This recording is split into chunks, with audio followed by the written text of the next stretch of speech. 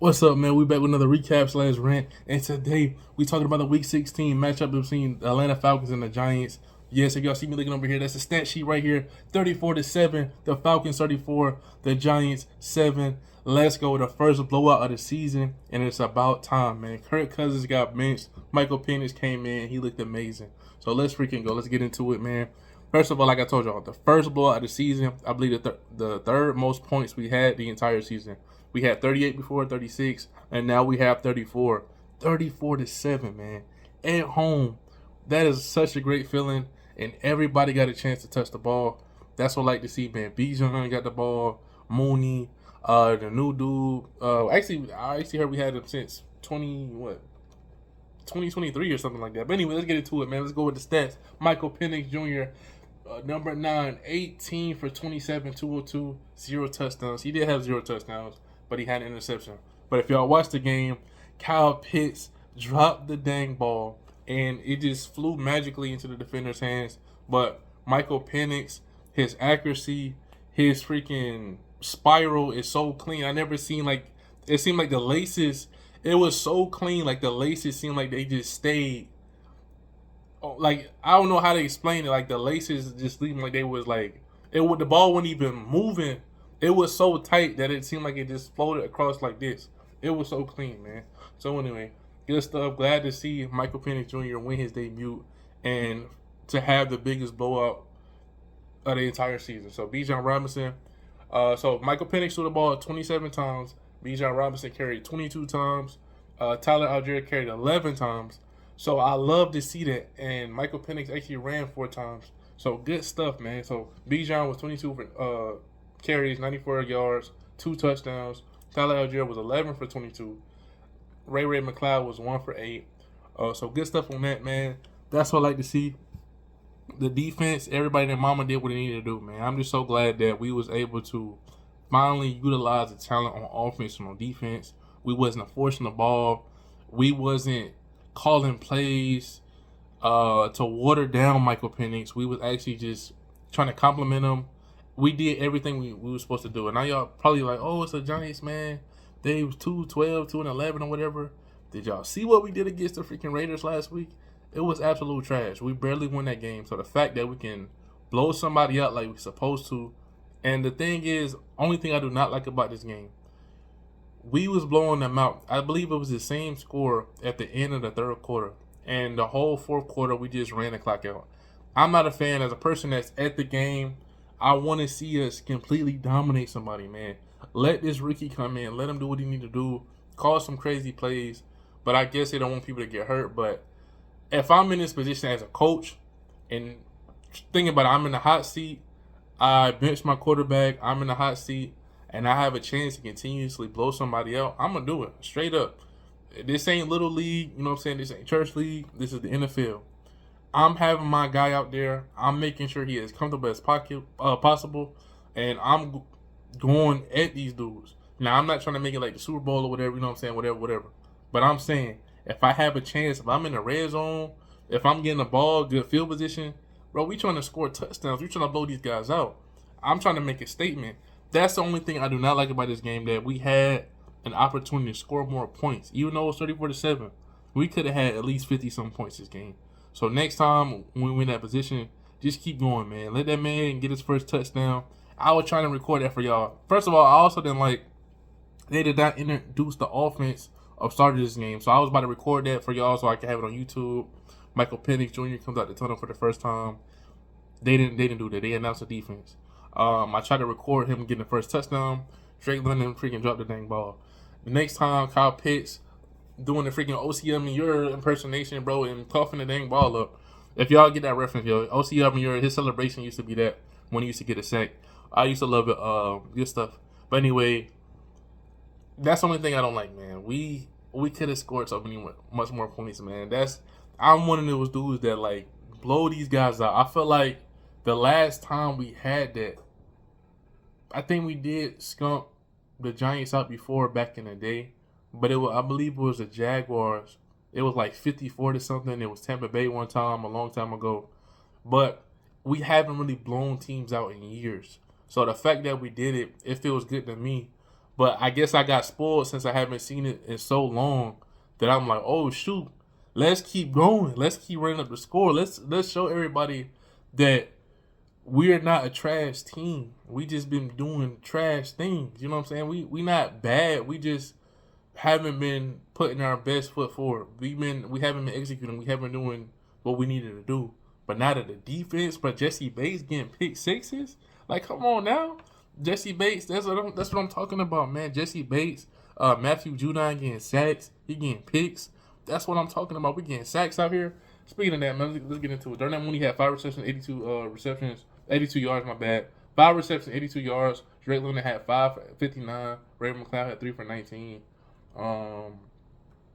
Who had the sacks? So Caden Ellis, the dude, balled out today, man.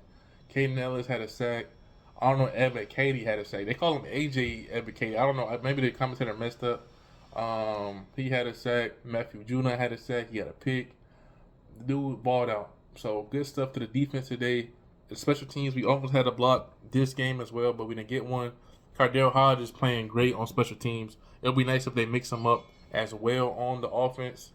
And also, who's that guy? Yeah, Chris Blair. That's the guy's name. He had run reception for 17 yards. From looking at on the field, the dude looked like he about 6'5", but he's only 6'2". And I'm like, what the heck? This man 1 inch taller than me. That man looked like he was towering over everybody. But anyway, man, we did what we needed to do, man. So Kyle Pitts, he ended up having 1 catch for 7 yards. I don't know what was going on with Kyle Pitts. I think he doesn't want to be on the team anymore. I do feel like they don't utilize him a lot more. And I feel like when they do throw him the ball, it's like since he's so used to not getting the ball, when it's time, he's like, oh, shoot, you throwing the ball to me? It's like he's so surprised every single time, man. And from the looks of it, when he's talking about, oh, I just work here, it seemed like he don't want to be on the team no more. When you on a football team and you say, oh, I just work here, that's kind of weird to say, man. Like, I don't think that was the right choice of words. As a player on the team, and you're supposed to be, embracing the city, embracing the team, embracing who you repping, and just to say, oh, I just work here, it's like you feel like you don't care. Like you literally just looking at it as a paycheck. And I understand people need to get paid. I told you, everybody gotta eat. You know what I'm saying? We want to get monetized on YouTube one day, but I'm not gonna be like, oh, I'm just here for the check. I want to do this because I love doing this, man. I've been doing this for so long, and I want to continue to do it. So with a guy like Kyle Pitts, be like, yo, look, man, I want to be part of the offense and I want to help us win. Say that. You know what I'm saying? Say, oh, I love that a new quarterback coming in. Or, Kirk Cousins was cool, but now we got Penix, and now we're going to do what we need to do. You know what I'm saying? That's how I feel like he should have said it. Either way it goes, I'm gonna put myself in a position so we can come out and win games. That's what he should have said, man. But anyway, but that's it for pretty much for the Falcons, man. I feel like the throws that Michael Penix made was very accurate. He was zipping it up in there. Darnell Mooney, I thought Ray McLeod would have had a bigger game than what he had, but he didn't because I told you that's the only dude that he was familiar with. But they said that Darnell Mooney went back to one of his old quarterbacks or something, left-handed quarterbacks, and practiced with him. And Darnell Mooney definitely showed up, man. Averaged 16.4 yard catch, which is absolutely insane. And he freaking balled out. Wish that man Michael Penix didn't have the interception on the stat sheet, and he got and he had a touchdown. But the dude balled out, man. So good stuff to Michael Penix. Good stuff, man. I feel like we do have a future in him, and I love to see it. And another weird thing, bro, from being at the game, bro, they cut Kirk Cousins out of every freaking video package, just like how they did Mariota back then. Yo, I think he's done, guys. They cut that man out of everything. They didn't show him before they started swag surfing him. In the intro with Matt Ryan, when they was introducing the team, they didn't have Kirk Cousins in there. They didn't have him in the pregame before the Matt Ryan stuff. They didn't have Kirk Cousins in not one single video package at all. And I'm like, oh shoot. Even when they had the players, when they be like, oh well, what player went to college here, or what player was a draft pick? The answers was Michael Penix and Matt Ryan. They didn't even have this man any of the trivia stuff. And I'm like, yo, they completely deleted freaking Kirk Cousins from existence. They didn't have nothing of Kirk Cousins today at all. So that's why I told y'all I think this is a business decision. I think Kirk Cousins knows he's done. I told y'all he was done. I told y'all week 1 that he wasn't going to last as long as he did. And now you see what it is, man. Michael Penix is our starter. We finally got a win. So him starting, we got the win. We got the blowout. And I feel like everybody was involved, and that's why we was able to do what we need to do. And his quarterback play didn't hurt us to the point where it didn't put us in position to win. Everything they did made us closer and put us in position. We got downfield. We got to the red zone. Bijan Robinson, I told you I don't like when we force it to him, but they gave him the right amount of carries this game. He did what he needed to do. He scored the touchdowns. We was in the red zone. I don't like when they take Kyle Pitts out and then put him back in and all other stuff. But he did what they needed to do. He did what he needed to do, and we did what we needed to do. We had some nice plays. Got a jet sweep. We had great plays this game, man.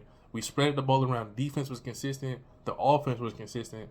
And I feel like once Michael Penix, I love that we was throwing the ball down the field for a change. Like, I'm tired of that short Brandon Whedon stuff or that what Dak Prescott did this week. Hopefully the Cowboys do beat their Buccaneers though tonight.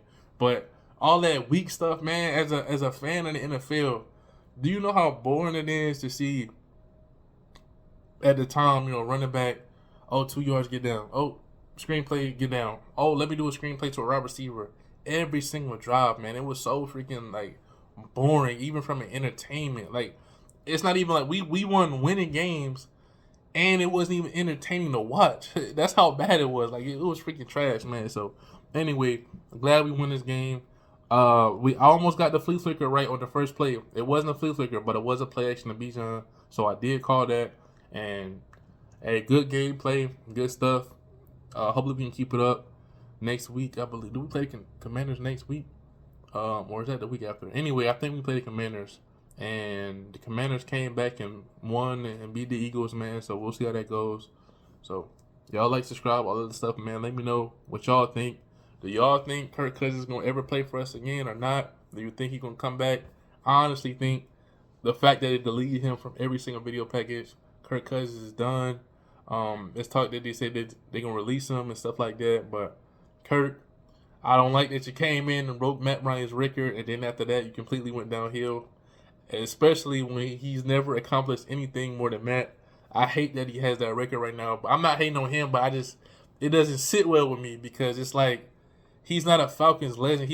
It feels like his downtrend is like he's not worthy of having that record, man. Just think about every Falcon in history: the Michael Vick days, the Chris Allen days, Steve Bartkowski, in the freaking Redmond days, the Brett Favre before he got cut. Just think about that.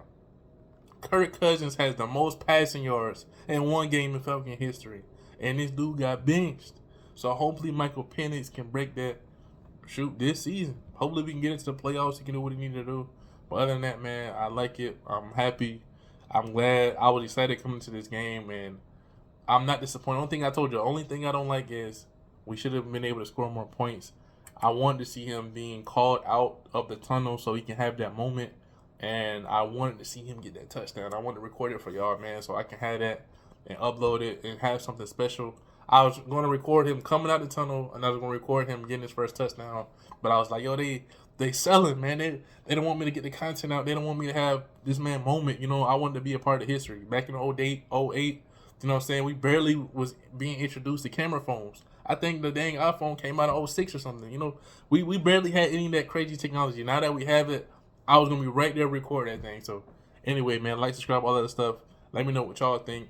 I'm out, man. That's cool. No. The Giants, Drew Lock did pretty good, though. 22 for 39, 210, 1 touchdown, 2 interceptions.